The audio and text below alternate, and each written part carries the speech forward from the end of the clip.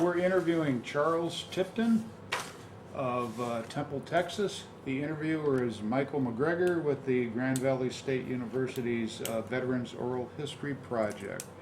To begin with, Charlie, when and where were you born? I was born in Baskin, Florida, March the 10th, 1947. Okay. And what did your parents do? What did your mother and father do? They were farmers. We growed our own food. We growed tobacco. We growed peanuts, corn, done some sharecropping, such as that. How big of a farm did they have? I don't remember the acreage, Okay. but it was pretty good size. And they had horses and cows and goats and mules.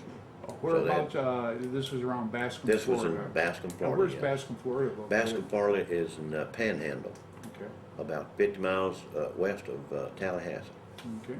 And did you have any brothers and sisters? I had 12 brothers and sisters. A large So family. there was 13 of us, 7 boys and 6 girls. And where were you in the 13? I was the youngest boy. And I got 4 sisters below me. Okay. And did you go to school in Baskin then? I went. My first year was in went to school in Baskin, and we moved from Baskin to a little place called Morriston, Florida, which is about 15 miles northwest of Ocala, Florida. Okay. At this point, did your father give up farming then? And No, sir. He was still farming, but he was working for other folks. He wasn't farming for himself Okay. and sharecropping type farming. Okay. And he was farming for himself, or working for himself then. Excuse me. So you finished school there? No, sir. We were there from about approximately 1952 until the winter of 1961. We moved to Arcadia, Florida, which is further south. The closest big place is Fort Myers. It's about 35 miles northwest of Fort Myers on Highway 17. And I stayed there until I come in service. Okay. So you did there. And while you're growing up, what, if anything, did you know about the Vietnam conflict?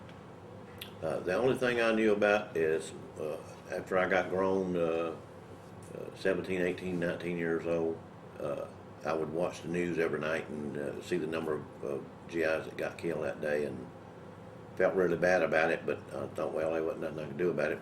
I had no intentions of coming in service at the time, and but I got drafted. The first time I got drafted was in 1965, right after I turned 18 years old. And I didn't have to come in right then because I ended up getting married, and they deferred my draft. And I got drafted several more times between 65 and 69. And the final time I got drafted, the draft board officer told me that I would be leaving, so just show up with a shaving kit and that's it. Okay. So you got your draft notice, but you didn't go because you were Right. married, and that long way. Did you have any children? Yes, sir. I had 2 girls, Deborah and Stephanie. And then you still got drafted after And I still they got were drafted born? after they was born in 1969. Okay, so that wasn't a deferment for you? No, sir, they didn't defer it the last time. How old were you then? I was 22 years old. 22 years old. Okay, married with Yep. 2 children. Married and with you 2 got children. drafted then, and it was in 1969. Yes, sir. Did any of your brothers go into service, or were they into service? None of my other brothers went in service. I had 2 that was drafted, but they didn't go. One was drafted during the Korean War, and one was drafted prior to the start of Vietnam. He was drafted approximately around 1960 time frame. But he didn't have to go either. He already had a wife and 5 or 6 kids, and they just didn't want Okay. somebody with that many kids. Okay, so you weren't. Where did you have to report for basic training? I reported to Fort Jackson, South Carolina on the 16th of June, '69, and I stayed there approximately 23 weeks. for basic and AIT. Took both at Fort Jackson, South Carolina. You did your, and what did you do your AIT in? I done my AIT in infantry and mortars. Okay. The 11 Bravo, 11 Charlie training. And left there and went, had a 2-week leave and went to Vietnam from there. Okay, and where did you ship, now when you got orders for Vietnam, and this would have been in, you got to Vietnam in about October of Yes, sir. '69? Yes, sir. Did you know what unit you were going to? No, sir. Went to Cameron Bay, went through the approximately a 3-day process there, and that's when they assigned us to the 101st Airborne Division. Sent us over to Benoit, and we went through the 7 days of what they call P training, preparatory combat training, and then they sent us to Northern I Corps to Phu Bai, and then Phu Bai to Camp Evans by helicopter. And where did you leave the States? Seattle, for Vietnam? Tacoma. Seattle, Seattle, Tacoma. Okay. And then Fort Lewis, Washington. what was your first impression of Vietnam when you first walked off the airplane? Well, when I first got to Vietnam, I could smell it from approximately 5,000 feet up. And the first thing they did when we got on the ground is they took us over to a mess hall and was going to feed us. Well, the way Vietnam smelled, I just wasn't in no mood to eat. I just wasn't hungry. So I never ate that day. It really smelled bad. So. Even for a young man growing up on a farm? It too much definitely for smelled bad. It sure did. Okay. Before you got drafted, what kind of work were you doing? You had a family? I was a truck driver in Atlanta, Georgia, and worked for O'Neill Steel. And prior to that, I was a truck driver up in Marietta, Georgia. When you say truck driver, were you driving big rigs or? Big rigs and the shorter ones, both. Okay, so now you end up with the 101st Airborne. And Yes, sir. what unit were you assigned to then? Charlie Company 2506, Okay, and where? second platoon. And where were they when you were assigned? They were at Firebase Bastogne, Okay. and the chopper took us out to Bastogne and dropped me and my buddy off. And married up with him there, and then we went from Bastogne, approximately 3 or 4 days later, went to Firebase Birmingham. And we were guarding and patrolling and doing security for the engineers that was building the roads back through there in that area. Okay, now were you assigned to mortars or? No, sir, I was assigned to infantry platoon. When I got to S1, the NCO in charge assigned me and Lane Hammonds to Charlie Company, and I asked, shouldn't I go to Echo Company because I was 11 Charlie, and he said no, that there was 94 11 Charlies ahead of me already on the roster, so I probably would not be fired any mortars, and he was correct, I didn't. What did you think about that? Well, I had already had the infantry training, so I said, oh well, just ain't much I can do about it. He told me I can't go, so. And, but I would of course like to have went, I guess. But I stayed in the infantry and met some really fine guys.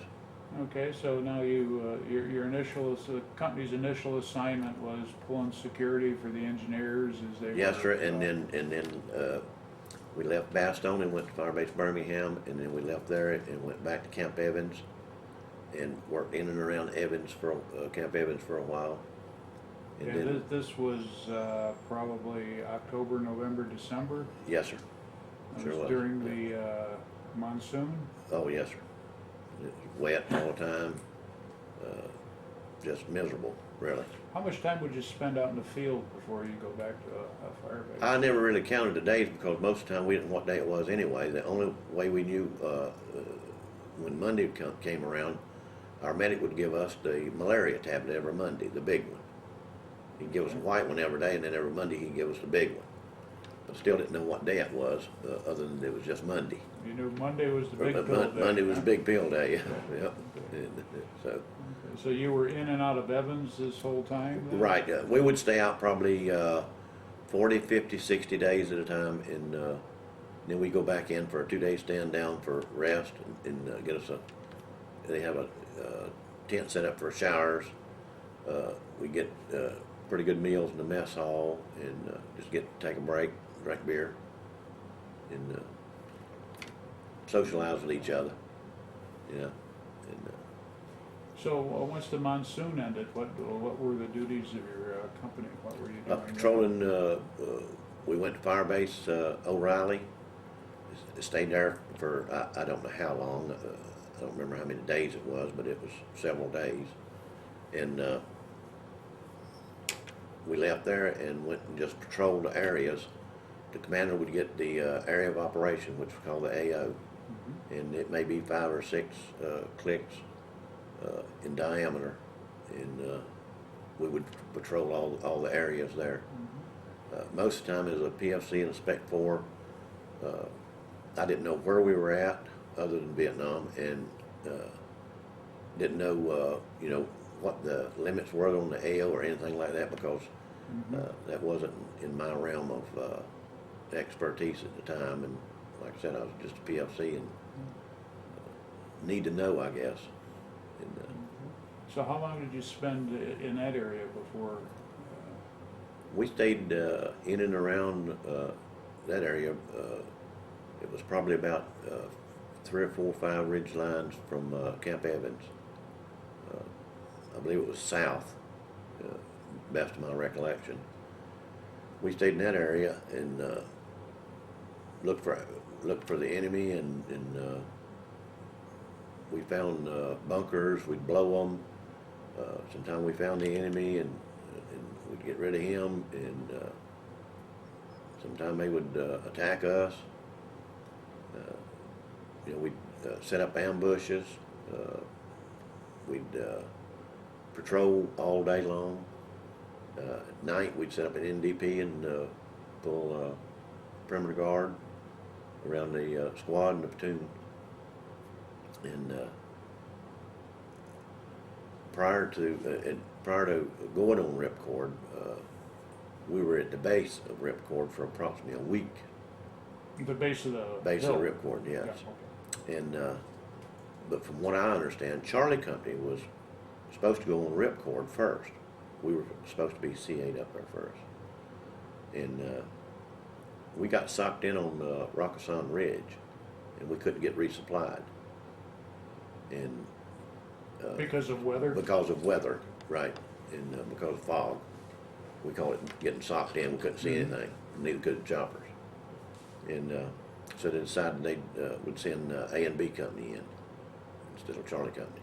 Because they were coming from Because they were, someplace different direction. They was coming from Evans, and they was going around the area that was already socked in with fog. And I heard on the radio the destruction that Alpha and Bravo was getting into when they hit Ripcord. Now, we're carrying a radio at this time? No, sir, I was not carrying the radio. We were all set up on Rockasan Ridge, and we were listening to the radio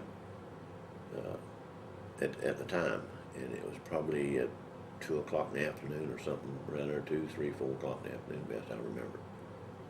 And they were really catching hell, and Alpha Bravo was from Ripcord, because the enemy was already set up there. Okay. And we just didn't know it. And we went in probably 3 or 4 days later, something like that. You went into We Ripcord? we CA'd about 1,000 meters away from Ripcord, and then we went down to the base of Ripcord into it was a big rock pile down there, and Charlie Company stayed down there until March 12th. When we walked up Ripcord. And in the meantime, of course, you know, they had shot down. I've seen helicopters laying over on the side. I'm pretty sure I've seen a medevac laying there on the one of the helipads at Ripcord. I think there was a Chinook there. on Ripcord. They had to get the riggers to fast rope in there to rig them up so they could get them out there. But we walked up on Ripcord on March 12th, I believe was the date on that. That's what everybody tells me anyway. Like I said, we didn't know what day it was at all anyway. And my birthday was 2 days before then, and I didn't even know that. So what did you find when you went into Ripcord? Well, when we was going up Ripcord, myself and a buddy of mine, Chuck Damron, we were talking, and they were mortars going up Ripcord ahead of us, and they were out of our range as far as getting shrapnel from them. And I looked at him and told him, I said, boy, I said, them mortar guys are doing a good job. We knew we had a mortar platoon out there, but we didn't know exactly where they were set up. And I told him that they were doing a good job, and he said, yeah, they sure are. And probably 27 years later, I found out from Lieutenant Campbell that it wasn't our mortars, it was theirs. Oh, okay, it was the But NVA's. it was the NVA's mortars, but they were doing a good job of walking them up the you were south side of walking behind Ripcord, them, and we right? was walking behind them, yeah.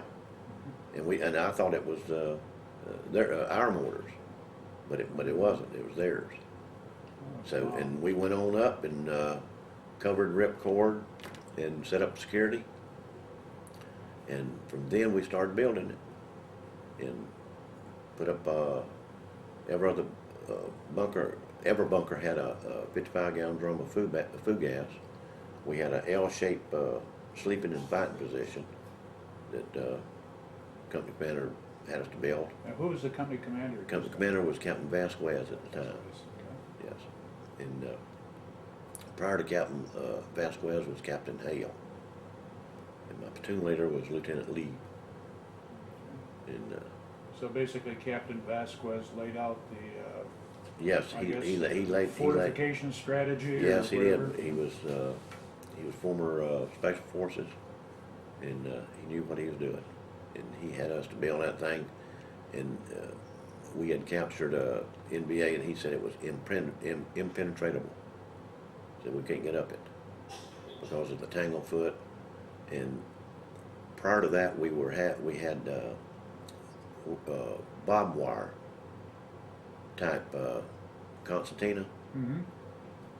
Ripcord was the first time I seen razor blade concertina, and it would really cut. And we had that strung all over everywhere, and it was tight. And tanglefoot was tight. Every bunker had a 55-gallon drum of food gas rigged with explosives to blow, and it was really fortified. They could not get up on top of it. Okay. So how long did you stay on top of Ripcord doing this? We stayed up there 30 days. Charlie Company stayed up So for 30 days. March through April. Then. Yep. Okay. Yep. And then we left. And during this time, you spent most of your time just building the fortifications? Building fortifications and pulling guard at night, of course. Each position had to do their own guard, and there were two of us. And then we were given a medic, a brand new medic named Doc Cafferty. He was with us, and he helped us pull security on it. And we had, of course, had to pull it every night. And were you doing any patrolling around? Sometime during the day, teams would go out and do patrol around the Firebase in all different directions and different areas, and look for communication wires, look for whatever we could find it, let us know where they were at or whatever. Yeah. And, Okay, so after the 30 days on Ripcord, you were moved off. Where did Yes, your unit go then? I went. I finally got into mortars then, Okay. and I went into mortars. And How did that come about? well, So you were 90 something I know. on the list. Well, I guess the list went down, but anyway, I told the commander, I said, I'm supposed to be 11 Charlie, and I guess he thought, well, they got an opening in mortars, and so they put me over there. Anyway, the mortars went back to Camp Evans and swapped out with another platoon, mortar platoon. And I was at Evans probably a week or two, something like that. And then the first sergeant called me and told me he had some orders for me. And I thought, well, where am I going now? So I went to the order room, and he had orders to assign me to Charlie Company 1st 327 at Camp Eagle, which was the next camp up, probably 10 or 15 miles, something like that. I don't remember exactly how far it was. But anyway, I went up there and was assigned to Charlie Company 1st 327. And I happened to run into a friend of mine that I went to high school with. And he was already in aviation. He was on his second tour in aviation. And he asked me what I like doing as far as the military. I said, well, I like riding on the Hueys. I just don't like the getting off part. He said, well, you know, you can re-enlist and become a crew chief. But I didn't know that. Nobody never told me that. Never told that in training or anything. That you could re-enlist, you know, or enlist for 3 years, still go 2 years, go 3 years, and go into something else besides infantry. So anyway, I re-enlisted for aviation. Yeah, while you were in Vietnam? Yes, while I was in Vietnam, yeah. Well, right after I got assigned to Charlie 1st 327. What were you going to be doing with Charlie 327? The infantry. Infantry? Yeah, they were another infantry battalion. Okay. Yep, going right back out in the bush. So they were in the bush. I was the only one back there. rather than doing that, you then... Well, I knew that I needed a career change, and I thought, well, aviation is a whole lot better than infantry. And my friend, he had been in approximately 5 or 6 years. Okay. And he seemed to be doing real well, and I thought, well, if he can do it, I can do it. Okay, so right in country, you In country, you I re-enlisted. Now, as a Yep. draftee, you had a 2-year obligation, so you became a 3-year... Took a 3-year. I mean, a total of 3 years. Total You of didn't 3 have years. An additional 3 years No. to do. So you enlisted. I re-enlisted for 3 more years. Okay, and then what happened? And then I was assigned to A Company 5th Transportation Battalion. And then I was assigned there until December. That would December be, the 2nd. December of... 2nd of 1970. Of 70. Yeah. And I was coming down on orders and was transferred to Fort Rucker, Alabama. Okay, so when you got into aviation, what were you doing? Were you, I was working on OH-6s and UH-1s.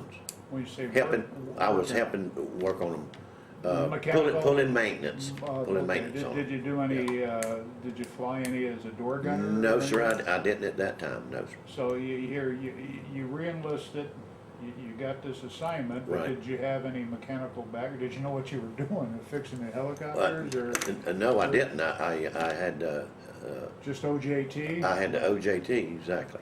And one of the crew chief came in with the aircraft, and he started teaching me what to do and how to do things and such as that. And we always had to do it by the book. Mm-hmm. First he taught me how to look it up in the book, and then how to fix it by the book. Okay. And he said that's the only way to do it.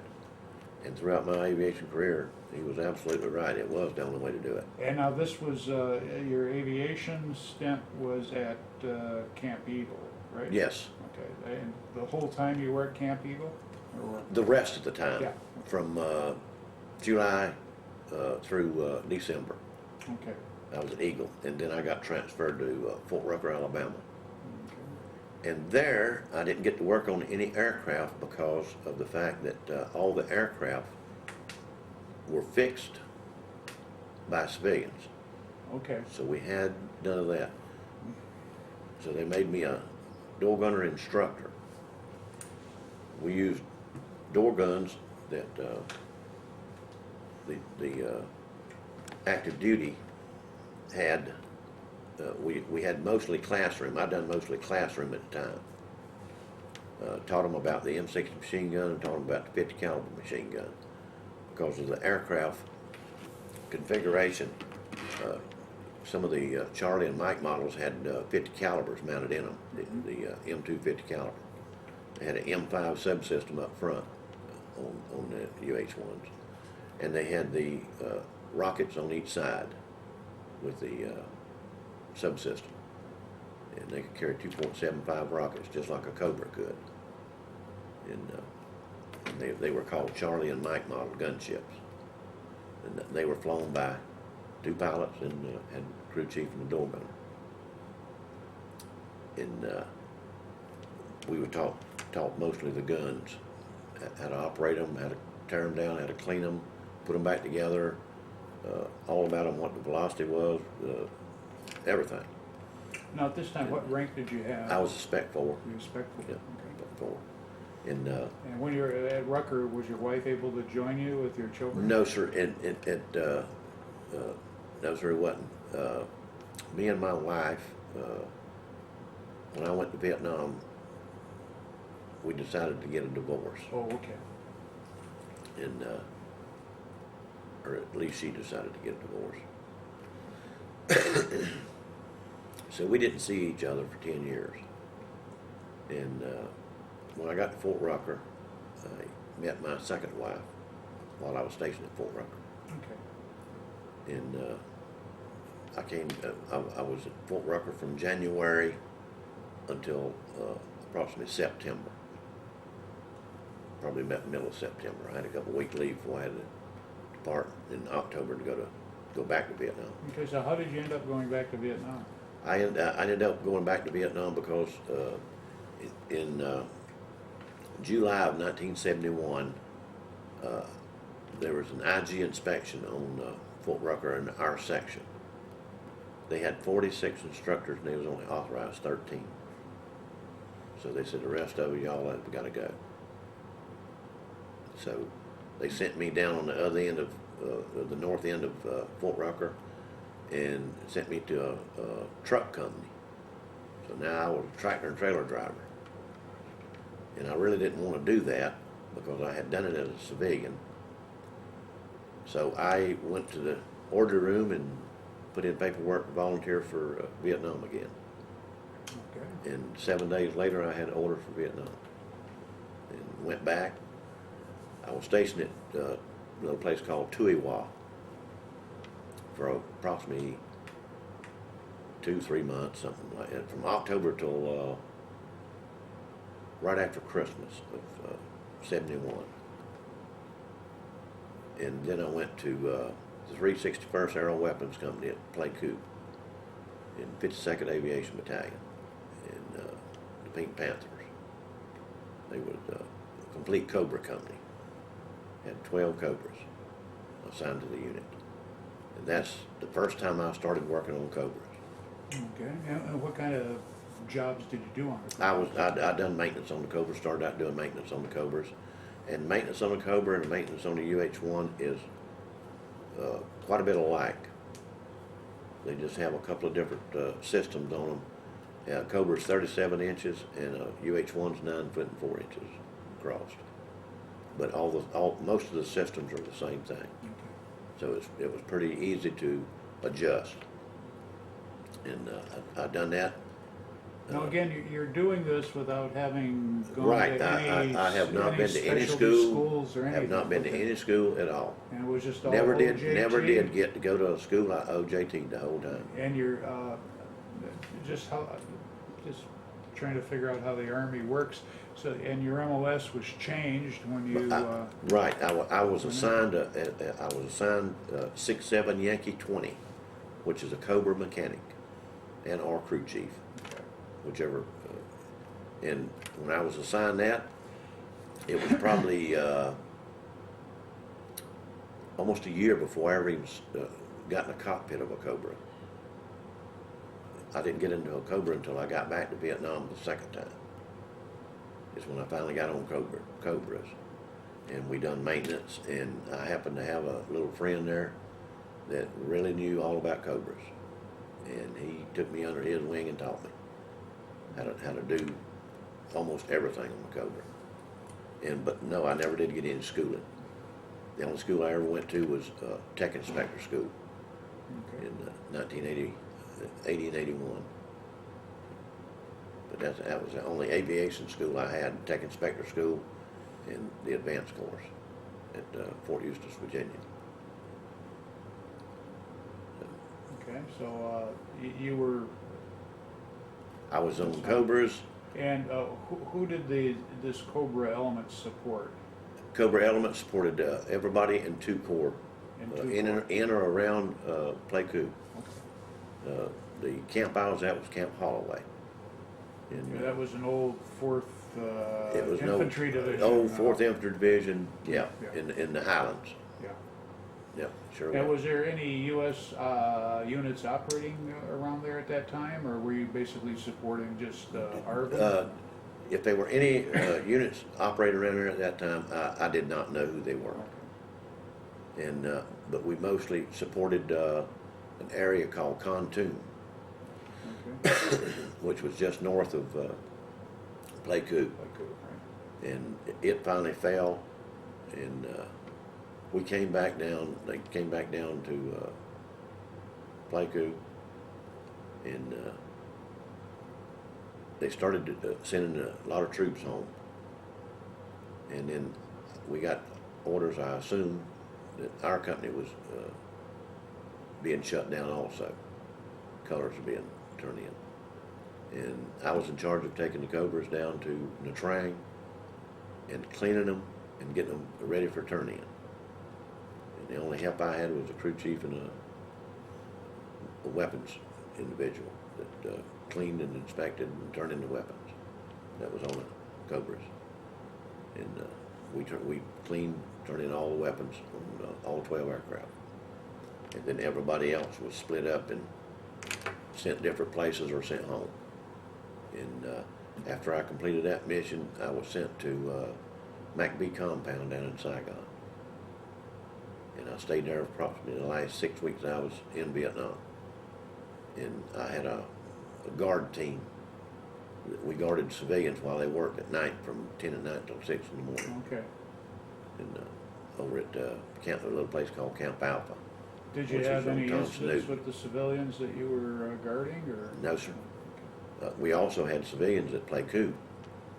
They were super good guys. Knew what he was doing and was very efficient. Sure was. Never had a problem with them whatsoever. Liked them and respected them. Okay, now during this time, the Army,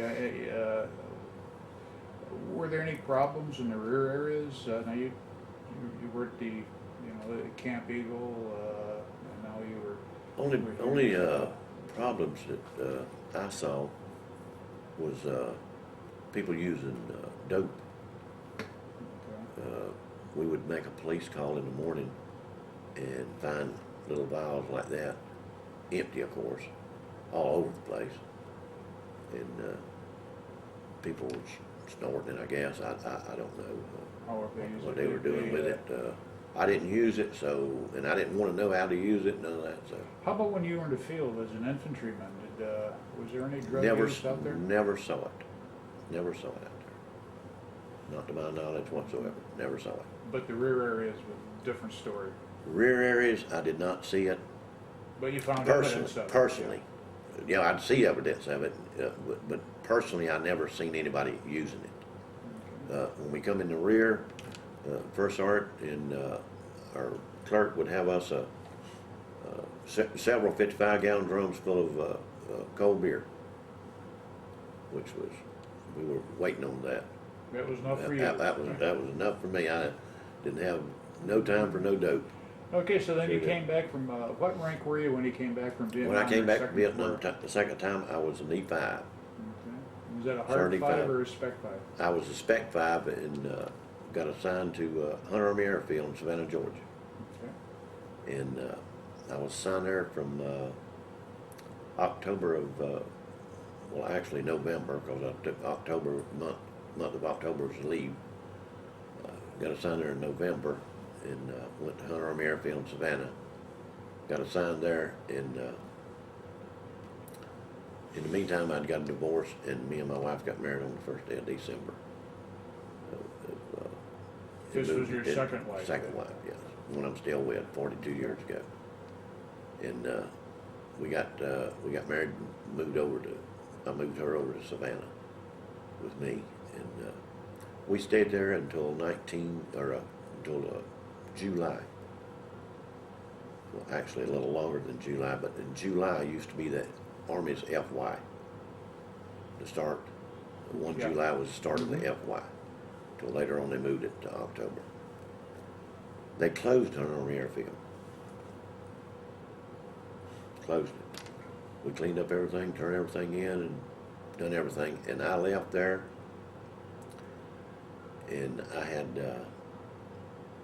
2 or 3 days travel time from Savannah to Fort Bragg, North Carolina. And we went to Fort Bragg, North Carolina. I got there, and I signed in on the 19th of September of 1973. And I signed out of the 82nd Airborne Division on the 17th of March, 1987. And went to Fort Campbell, Kentucky. The whole time I was at Fort Bragg, I worked aviation in 1st 17th Cab. Okay. I become a tech inspector there. I went to TI course, tech inspector course at Fort Eustis. Later on, when my name came up on the list, I went to the advanced course at Fort Eustis, Virginia. And I made 6, 7, and 8 at Fort Bragg, even though I didn't get to pin E8 on until I was with 18th Airborne Corps. At But Campbell? No, sir. No. 18th Airborne Corps is also at Fort Oh, Bragg. at Bragg, okay. That's the higher echelon, the division. I left Fort Bragg and went to Fort Campbell to help put a unit together to take to Korea. Unit of UH-1s, UH-60s, OH-58s, and Cobras, the modernized Cobras. Took them to Korea.